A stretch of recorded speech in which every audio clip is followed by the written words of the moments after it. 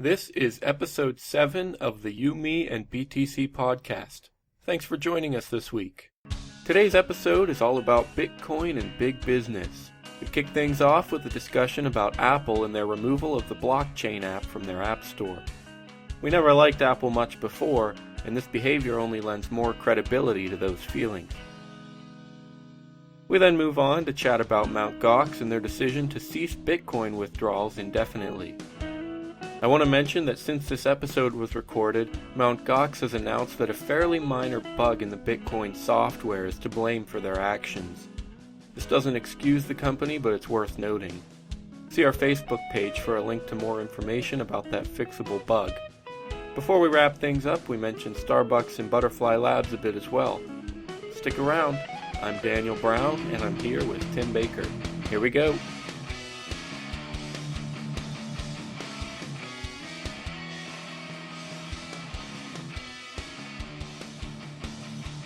Okay, I'm a little upset today. I'm not any more upset than I normally am with Apple, because I have always kind of hated Apple and their philosophies. Well, I don't know, sometimes I kind of felt like I was just a fanboy, and maybe I just hated Apple because they were successful and because they were good. But that's not really true, especially today. I've realized that there are some serious issues with the way they work. So here's what's going on. This is actually just from yesterday. Today we're recording on February 7th, and this article is from February 6th.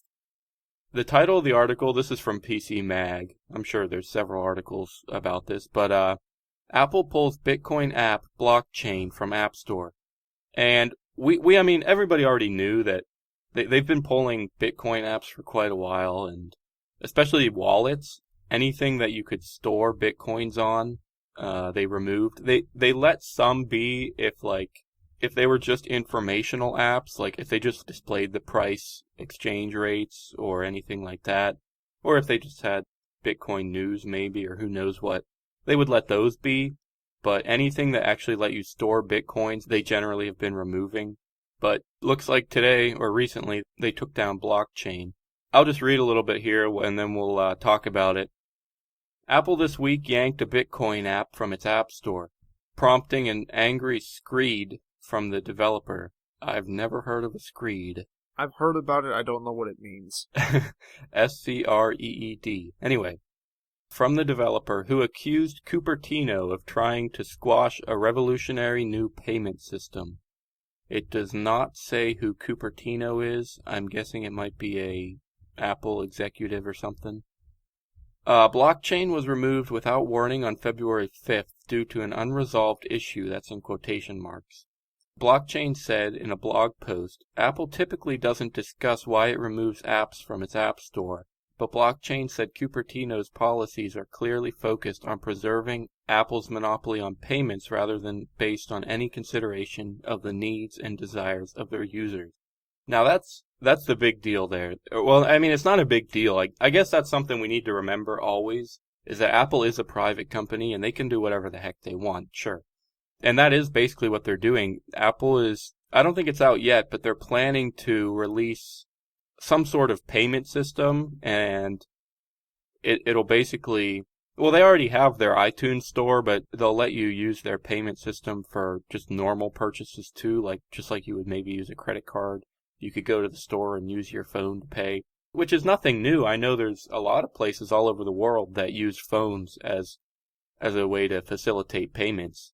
But yeah, Apple's supposed to introduce their system, and they don't want to compete with Bitcoin. So, I mean, that's the main reason they're doing, well, I mean, supposedly, that's the main reason they're doing this. And on the one hand, yeah, they're a private company. If they're going to make more money by blocking blockchain apps, then sure, yeah, go ahead and do it. But on the moral side of things, I'm not a big fan of Apple's philosophies. Just because they don't support Bitcoin, and I do. I don't know, is that bad?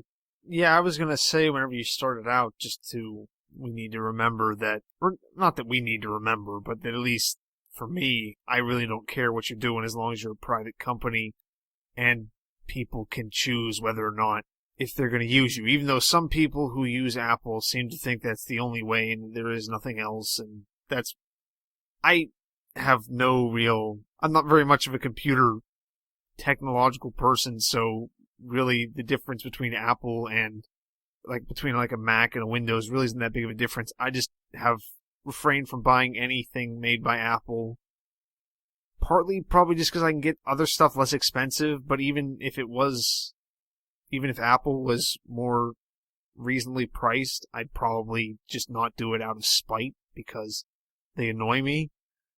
But with this thing, I'm looking at another article from PC World that it's from the same day, but it's at it was at 5:53 a.m. But they say something that Blockchain wrote was these actions by Apple once again demonstrate the anti-competitive and capricious nature of the App Store policies. And I guess that's pretty accurate because it just says once again. I mean, it's not like Apple isn't really known for being incredibly nice to play with. I mean, neither is Windows. Windows isn't that great with other people, but Apple is the one with the stuff like the iPod.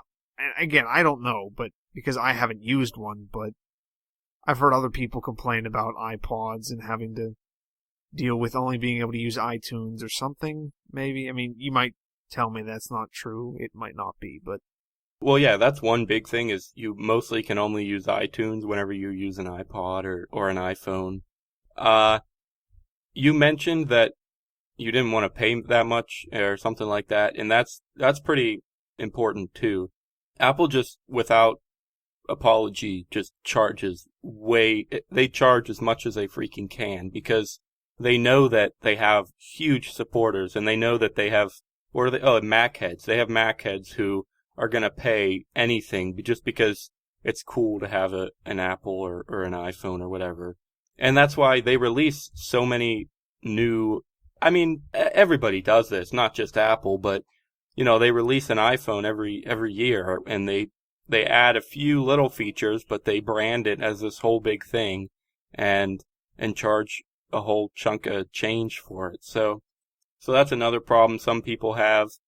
Personally, an issue I have is just the fact that, and so many people don't even realize this, but to me, maybe it's just because I'm a little more of a technical guy, but if you take the time to compare Android and iOS and actually see what they can do and what they're capable of, Android just blows Apple out of the water. And people don't realize this. Now, it is true, people generally say that that Apple is a little bit easier to use, maybe a little bit easier to understand for maybe a new user or someone who doesn't understand technology. I can generally probably agree with that.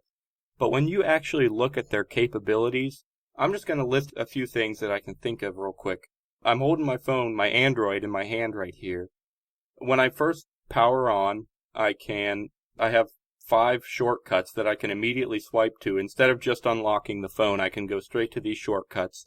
Now, I haven't used an iPhone in a while, so maybe they've updated some of these things, but for a while you couldn't do that with an iPhone.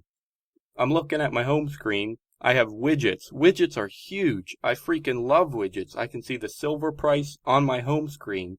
I don't have to open any apps or anything. I can, straight on my home screen, there's a widget that shows the silver price. I have 2 other widgets that show the daily graph and the monthly graph of the silver price. I have a widget that's connected to my Bitcoin miner, and it shows me how much I have in my pool account and how much, making sure that all my workers are working.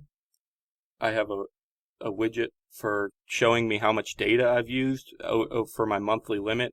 Okay, so I'm going on about this, but I'm passionate about it. So I love widgets. Okay, that's another thing. My home screen has 5 icons by 5 icons, which means there's 25 slots total on my home screen. And I can customize that. I can make them as many or as few as I want in the settings.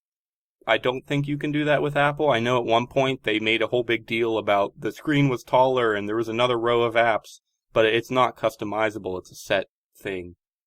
And one big thing for me is the file system. This bothers the crap out of me. And an Apple or an iPhone, there is no file tree that you can browse, unless you jailbreak it maybe. But on your computer and on an Android, you can click My Documents, and there's a list of files and a list of folders, and you can open up your Bitcoin folder, and there's a list of files and a list of folders and things like that. On Apple, there's no way for you to just browse files. The only way you can access a file is if you have an app that edits photos, you can open up that app and it'll list all the photos on your device, but there's no real way to organize things. I'm sorry I'm going on about this, but it's... And this is turning into I hate Apple because... Well, yeah, but that's what I was saying about today. Maybe all that. Sometimes I would think that all that was kind of just, I don't like Apple, so I'm going to find all these bad things about them. But but when you mention the fact that they're pulling Bitcoin apps, that's kind of a rip-off, Apple. I'm sorry. I mean, you can do what you want, but you're going to lose a customer and hopefully a lot more from that. Well, it seems like quite a few people aren't taking this very nicely. With that video about people smashing their iPhones. Oh, yeah. Basically completely over this, just completely destroying their iPhones. Yeah, by the time this episode is released, you can probably check our Facebook page to find that video. It's kind of funny, yeah. It's just a bunch of people destroying their iPhones, shooting them with guns, and they mention Bitcoin, and it's kind of funny. It's kind of a joke how it's supposed to be real emotional and everything, so... And also, you were saying about people being upset. I wanted to mention this petition, actually. Several people have put together a petition. I'll just read what the article says. Blockchain is urging supporters to sign a change.org petition that calls on Apple to allow Bitcoin wallets on iPhone. We need a mobile Bitcoin client, and if Apple won't deliver one, we'll move to Android, the petition reads. So yeah, actually, I guess if I hated Apple in the first place, then this might be a good event, because it'll finally get some people to move over to Android.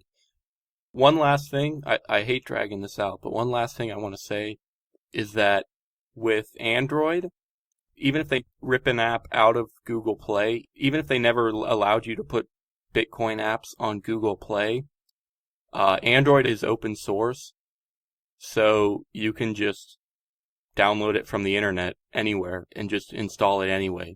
And it doesn't matter what Google says. If someone makes the app, people can install it. That's not true with Apple, unless you jailbreak it, which is probably pretty easy. But in the direct natural state, you can't do that on Apple. You can't install any apps you want.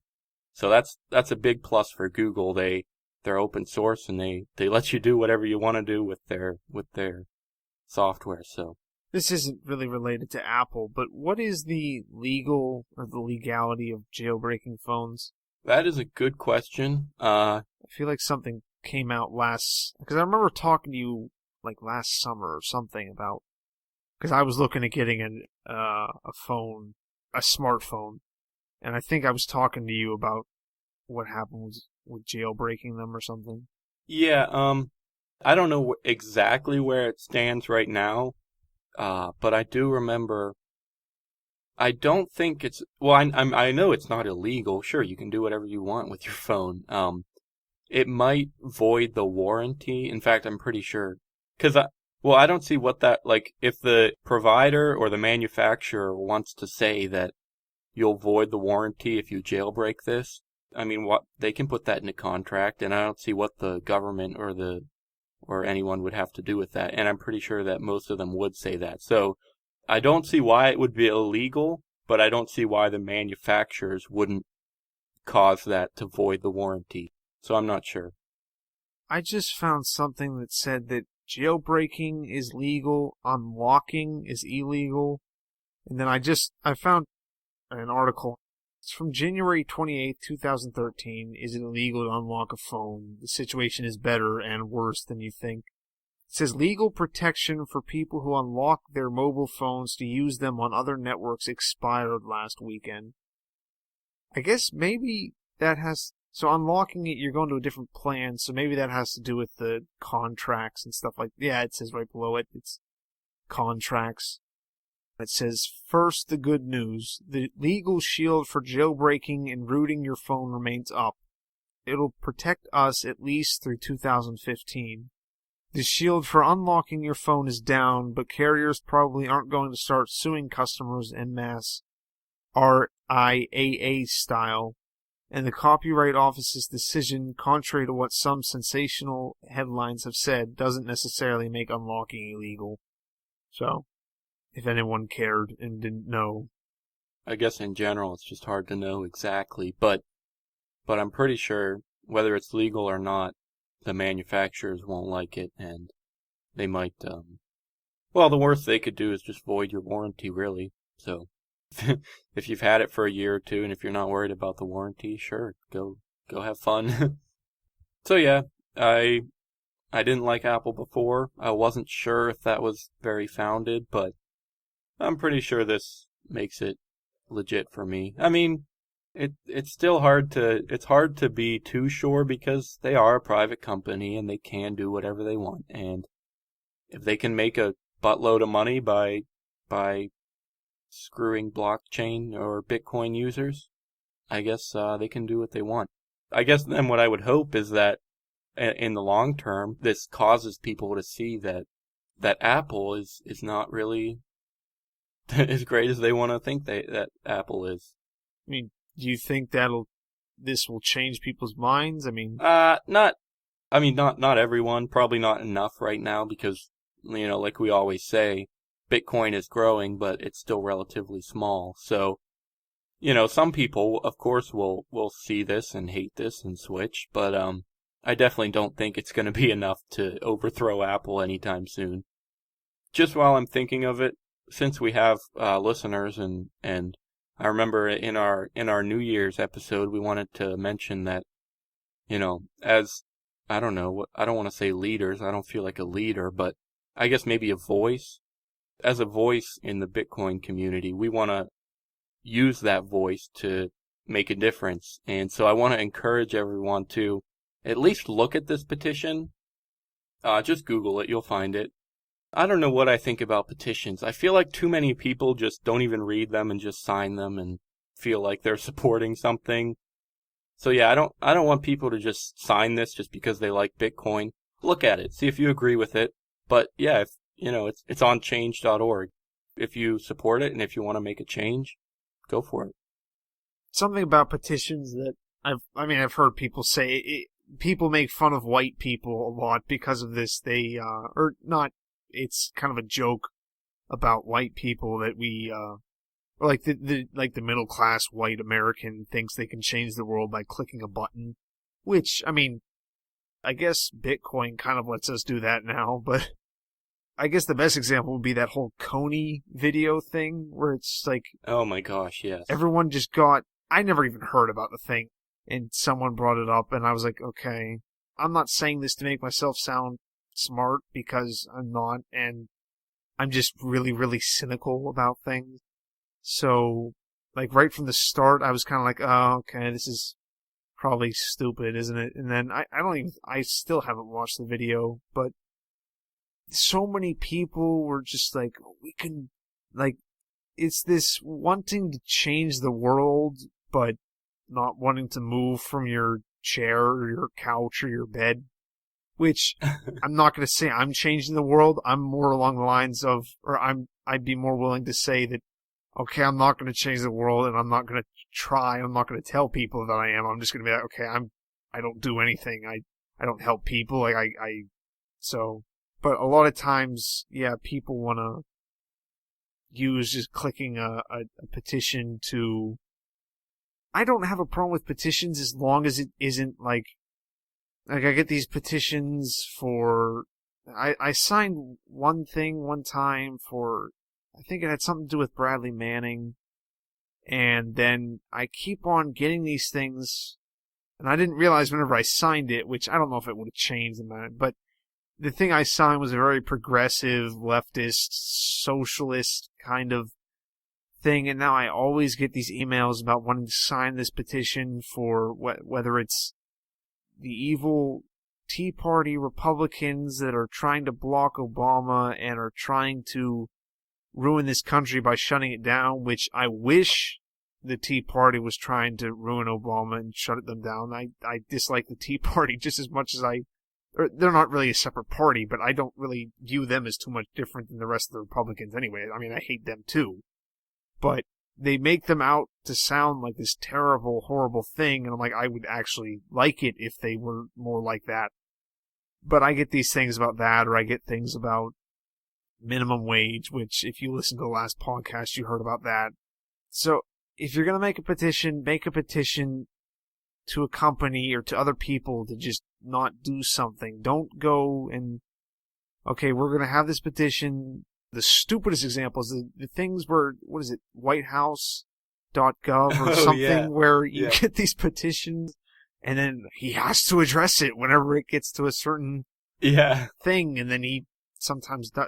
But most of the things on there, like, can we get a statue of Master Chief erected in the yard of the White House?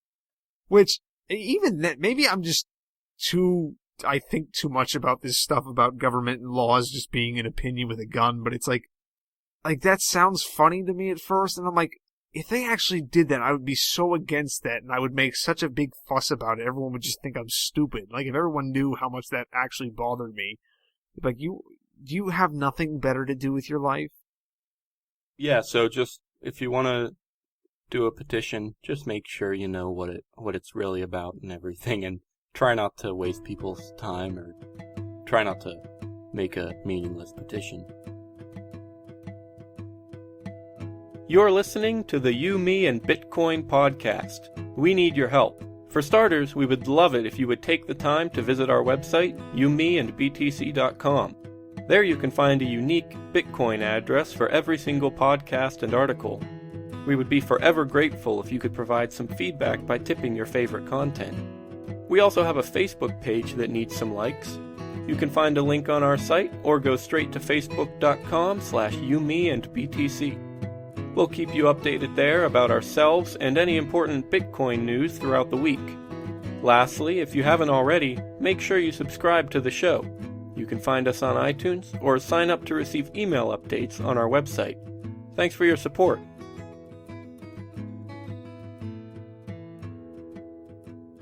Do we want to move on to another company that we're not a huge fan of? Yeah, sure. You're talking about MtGox, I'm guessing? Yeah, just today, I believe it was today. Let me check the date real quick. Yep. I think it was. I mean, that's probably why the price dropped so much. Yeah, just today, the 7th again, they shut down Bitcoin withdrawals, which is kind of strange. They're supposed to be a Bitcoin company and you can't even get your Bitcoin scary. out of there. Yeah, I'll just read, it's pretty short, the press release. Dear MtGox customers, I always say MtGox. I don't know if it's MtGox or what, but I say MtGox. Anyway, in our efforts to resolve the issue being encountered by various Bitcoin withdrawals, it was determined that the increase in the flow of withdrawal requests has hindered our efforts on a technical level. To understand the issue thoroughly, the system needs to be in a static state. This is kind of weird. In order for our team to resolve the withdrawal issue, it is necessary for a temporary pause on all withdrawal requests to obtain a clear technical view of the current processes. We apologize for the sudden short notice. All Bitcoin withdrawal requests will be on pause, and the withdrawals in the system will be returned to your MtGox wallet and can be reinitiated once the issue is resolved. The trading platform will perform as usual for the needs of our customers. Our team will resolve the problem as soon as possible and will provide an update Monday, February 10th. So I guess it's just for the weekend, hopefully. We deeply apologize for the inconvenience caused and thank you for your kind support and considerations. On the one hand, you know, MtGox has a very, very little bit of sentimental value for me and probably for you, Tim, because they are the first place that we kind of got involved in Bitcoin. That's where I made my first Bitcoin. I guess not for you, but that's where I first bought Bitcoins. I was a fan for a while, but over the last few months at least, I really haven't used them at all. They've been a pain in the butt for a lot of people I know. The biggest problem has been that you couldn't withdraw US dollars. That's been the main problem, and that's why the MtGox price has generally been, a good 10% or more above the other prices, because nobody wanted MtGox dollars. I'm pretty sure you could request a bank wire, but the fees were pretty high, and it also, I guess they had to do them manually or something. I know people were saying it was taking 3 months for them to get their bank wires. So that's the first reason that a lot of people don't like them. Actually, even before that, a big problem was that they were kind of a big leader. I don't know. I don't want to say they caused the first crash, or not the first crash, but from maybe 260 to 100 or whatever. I don't want to say that they caused it, but their system really lagged up, and it was basically the only exchange that people were using. And because it lagged up, a lot of people started selling and getting worried and panic selling. The system basically froze and died. And that contributed significantly to that crash, I think. So, MtGox has had some really rough patches. And now, this is honestly, I don't know, it's almost mind-blowing. Why would they prevent Bitcoin withdrawals? The main thing for me is, I guess if they're doing them by hand, and if a lot of people are requesting withdrawals, that would be a problem. Of course, that's a problem. Human people can only manage so much activity. But there are so many websites out there that automate transactions. Why on earth?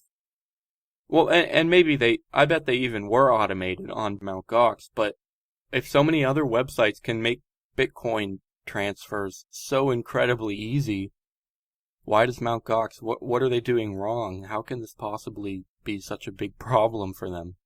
I don't know. Yeah, like you were saying, that there's a little bit of sentimental value. I don't know if there's sentimental value. I kind of feel bad for them or for the company, because of how they had their stuff seized back last year, and how they had their Dwala account shut down. So, I had $400 stuck in MtGox because I think I sold stuff and was going to be taking it out, but then that's whenever everything got shut down.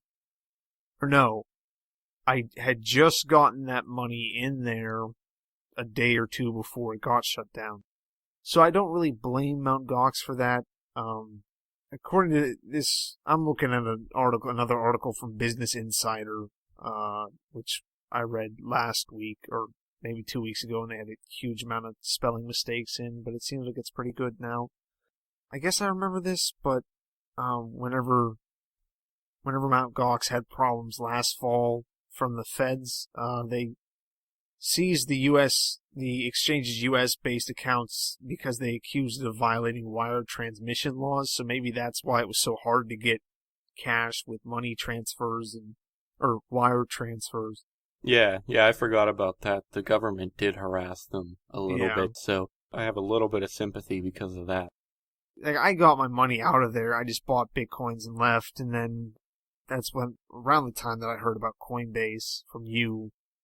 I didn't really care. It was kind of annoying that they kept saying they might start selling Litecoin and different stuff. And I remember hearing that in the summer, listening to a Let's Talk Bitcoin podcast, and Stephanie was talking about that, I think. And then they kept on saying they were going to have it, and then, okay, we'll have it next month. Next month. Next month. So it was, I understand they had problems, and it was almost kind of like that Butterfly Labs thing that we went through with the miner, but it was kind of like I kind of wish you had just managed it better. But again, I have no idea what kind of work goes into that. Just like I have no really idea what kind of work goes into them fixing it. I understand, I guess, stopping Bitcoin withdrawals if that's something that's going to just mess with them even more while they're trying to fix it. So it's like I kind of understand it, but at the same time, that is incredibly scary for anyone who has their Bitcoins in MtGox. Oh, right, yeah. You never know what's going to happen to them. Yeah, I mean, because, you'd suspect, or you'd imagine that MtGox probably isn't going to run off with all your Bitcoins, but just having it shut down like that, it's kind of, especially if for whatever reason you were keeping most of your Bitcoins there, and then all of a sudden you have all of this just stuck in there. As a side note, a little bit of trivia about MtGox. According to this Business Insider article, MtGox stands for Magic the Gathering Online Exchange because site founder Jed McCaleb originally used the site to trade Magic cards. Wow. I saw on the forums, I saw somebody buying or selling Magic the Gathering cards. And somebody made a joke about how it could be MtGox. I thought it was a joke. I guess they were actually fairly serious. That's kind of funny. I wanted to say real quick, we do a personal story segment sometimes. This would be a pretty good story of mine. Yeah, when MtGox kept announcing that they were gonna take exchange Litecoins at some point, I figured the price would go up, and I bought some Litecoins. The problem is, this was pretty early on, before I had much experience with Bitcoin, and before I knew, well, if somebody told me this, it would have made sense, but I never really thought through the fact that if Bitcoin is rising in value so much, then when you spend Bitcoin, you might lose out on some of those gains, which we've talked about before. But yeah, the problem is, I spent Bitcoins to buy Litecoins, and I waited several months waiting for MtGox to accept them and for the price to go up. And finally, I sold them. And in terms of the US dollar, my Litecoins gained value while I was holding them. But the problem is the Bitcoin gained more value while I was holding them. So I actually lost a little bit of Bitcoin when I bought the Litecoins, and then when I finally gave up on MtGox and sold the Litecoins back into Bitcoin, I took a fair loss there. But it's you live and you learn. And that's the whole thing with Bitcoin, is it's a good experience, and we've talked about this before too, how just you can learn a whole lot through just researching, experimenting, playing around with Bitcoin. It's a lot of fun, and it's all really good experience. So anyway, yeah, that's MtGox was helpful at first, but they kind of drifted away and caused some problems for me. And one thing I was thinking too, I was just looking at Cryptsy the other day, and they exchange, I don't want to give an exact number, maybe 50 or so crypto coins. They have a trading system that deals with so many coins, and MtGox can barely deal with one. I don't know, that kind of bothers me. I realize MtGox has to deal with fiat currencies and the government, which is a huge hassle. I don't think Cryptsy deals with any fiat currencies. Okay, it says trade in USD coming soon. So I guess eventually they will trade in dollars and fiat currency. But for the time being, they don't have to deal with governments and regulations probably as much. So Cryptsy probably has a little bit of an easier time, but still, it's just a little bit mind-boggling. Why is it such a big deal, and why is it so difficult for MtGox to deal with all this? And I don't know the answer to that question too well. Like I said earlier, my technical knowledge is so much that basically any of this stuff online, just running any of these things, could basically be magic, and I wouldn't have any idea. People just tell me that computers and stuff keep track of these things and run these things, but it could be magic or stuff like that. So, I really don't know. I guess that's part of why I'm not as annoyed at MtGox, and it's not my Bitcoins that are stuck there. I guess even, like, we've talked before about Butterfly Labs, and I used to be more annoyed than I am, and I think even whenever we first talked about it, I admitted that. But now, most of the time, it's like anytime I forget sometimes a lot of companies that they don't deliver on their promises, like we're talking about the Litecoin stuff. And at first, I mean, you can say as much as you want that they should have been able to figure that out more. And yeah, I would rather a company tell me that it's going to be 5 months and then either deliver it in 5 months or then have it 6 months versus tell me, yeah, we'll have it in 2 months and then keep on telling me every 2 months it's going to be another 2 months. I'd rather someone overestimate for something, but even then, I have no idea what went into it. They may have been overestimating for the Litecoin thing, and yeah, that's true. Or anything, even like Butterfly Labs may have been overestimating, and then something happens. And me personally, not really running anything like that. I don't know what goes into it. I kind of just respect. I don't know. I've started respecting, I guess, just people who run businesses more overall, as long as the business isn't like one of those things that you see on late night TV commercials where it's pretty obviously it's not fraudulent. No, I don't like fraudulent companies either, but they're like borderline, like, okay, we're selling stuff to stupid people normally. Yeah. And we're taking advantage of them because they're stupid, which normally, it's kind of hard to get me annoyed at a company besides Apple. I draw the line. I get annoyed at companies if everyone obsesses over them. Right. Like, I don't hate Apple. I don't hate Starbucks. I'm just, anytime anyone brings them up, actually, no one really brings up Starbucks, but. No, you're right. You're actually right, because Starbucks does the same kind of thing. They have really weird high prices, but people just think that it's like cool to drink Starbucks. So you're right. With Starbucks, maybe Apple too, I don't really know. Starbucks kind of has this weird kind of left-leaning, socially conscious thing, but it's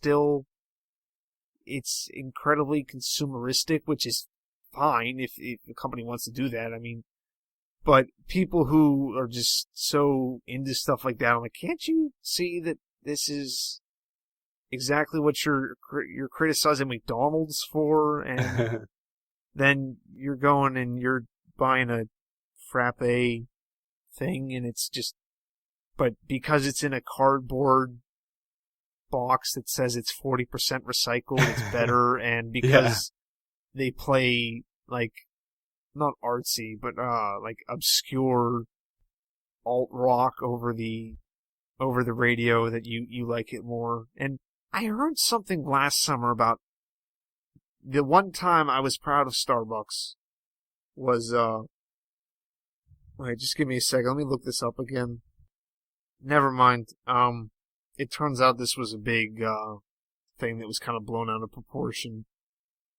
But I know what you're saying, though. Like, I guess what you were starting with is how you didn't really like Apple because everyone was just obsessing over them, which, I thought maybe that was the only reason I didn't like Apple, was maybe just because other people did like Apple, and because people thought Apple was cool.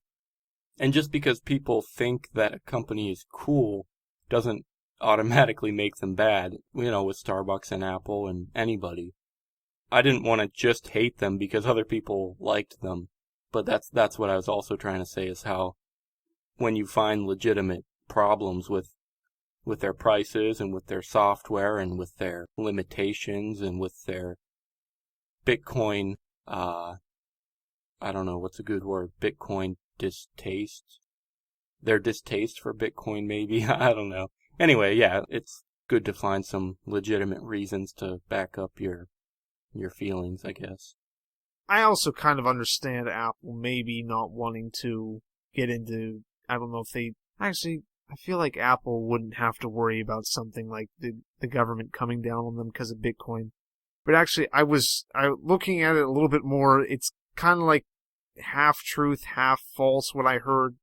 It was someone, again on Facebook, was going off about how terrible it was because Starbucks was saying they didn't support the troops, and I'm like, oh, that's not bad. Okay, but I didn't really check it out too much. But supposedly Starbucks kind of got in a little bit of trouble because or not a little bit of trouble, but because you have to support the troops, Daniel. You have to. I don't support the war, but we should support the troops, which makes about as much sense as saying that, well, I don't support Darth Vader and all his policies, but we gotta support those stormtroopers because they just need our help. And that's the great thing about the phrase support our troops, is that it doesn't mean anything. What does that mean? It just support our troops. It's another, I guess this ties back into our thing about signing petitions. It's like, we love these things that make us feel good. Like, I support my troops. How?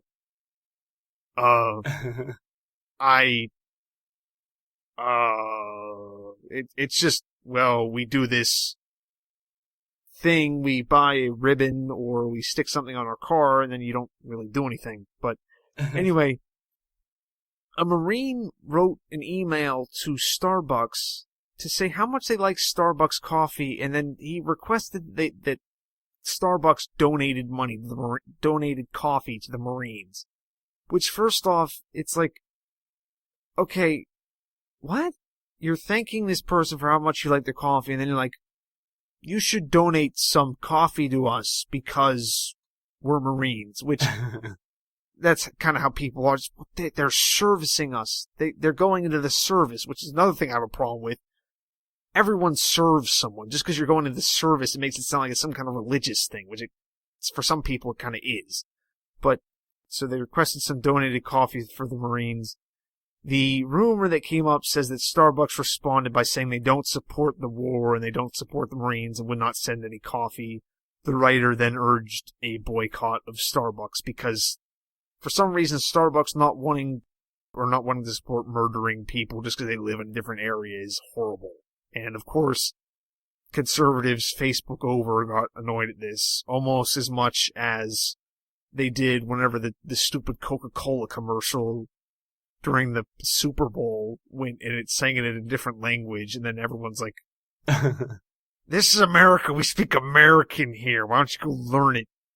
Anyway, what actually happened was Starbucks got the email and they said that they supported the military, and the only reason the coffee was not donated was because the official Starbucks donation policy authorizes such gifts to officially designated public charities, including libraries and schools, and the U.S.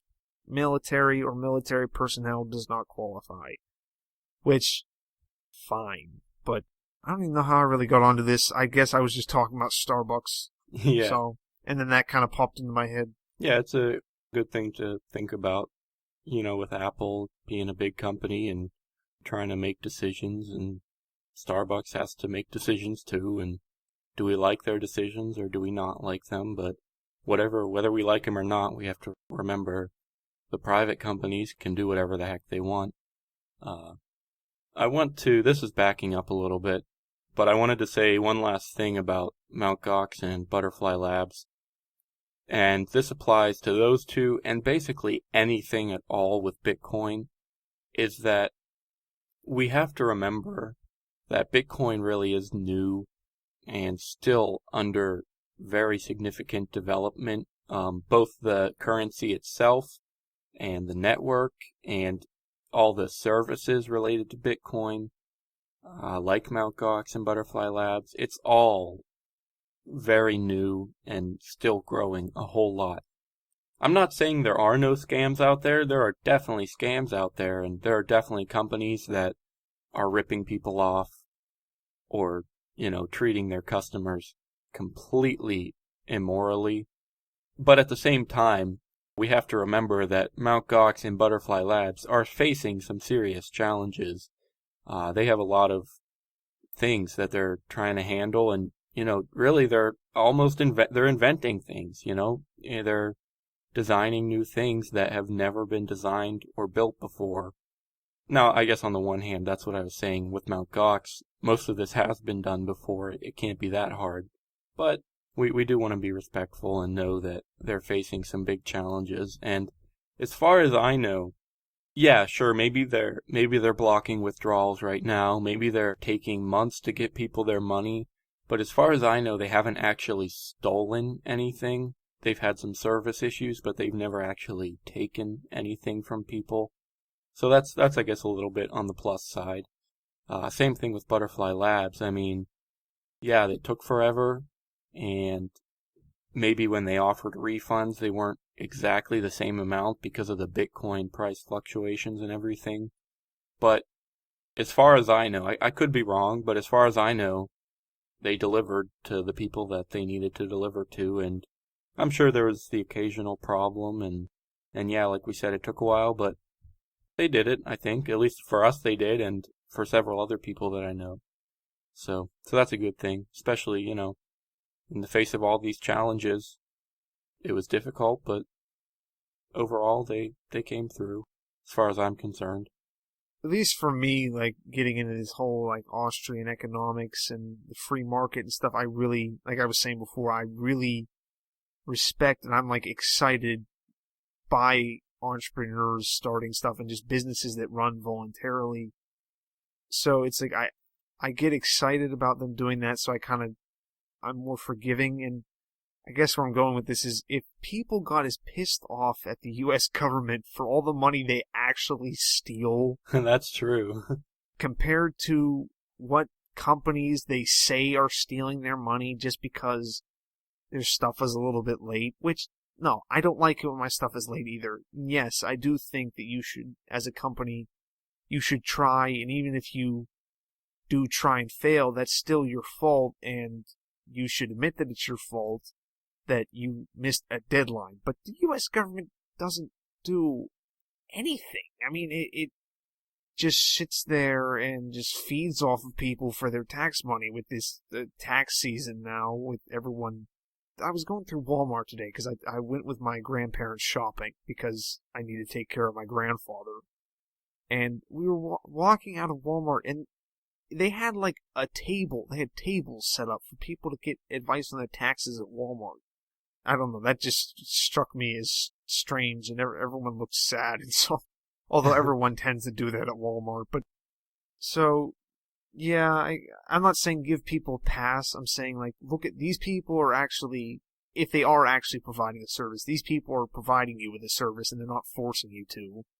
So don't get so annoyed at them, and don't sit behind your computer screen and type out long, angry messages about, this is stupid, you're taking a long time to do this. Well, if you really hate it and you really think everyone else is so bad at this, do it yourself. I would love if someone made something better than all, somehow, if they lower fees and faster than Coinbase or Bitstamp or MtGox, then do it. I've complained, yeah, and that was not wrong of me, but it was kind of stupid, it was kind of pointless, and I won't make a new thing unless somehow I develop coding skills or something like that. Be thankful for what little bit of a free market we do have. The fact that business has to please you, or else you can just go, okay, you're not going to get my money, I'm going to take my Bitcoins out. As soon as you let me withdraw them, I'm going to quit. It's not like over in Cyprus where there was a bank holiday and they didn't end up taking people's money, but that was being threatened.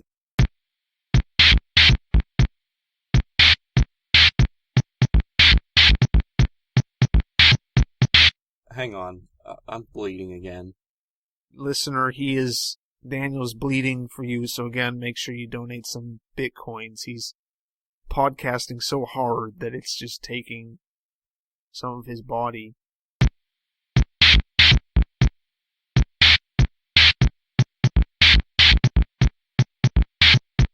Thanks for listening to episode 7. Join us next Thursday.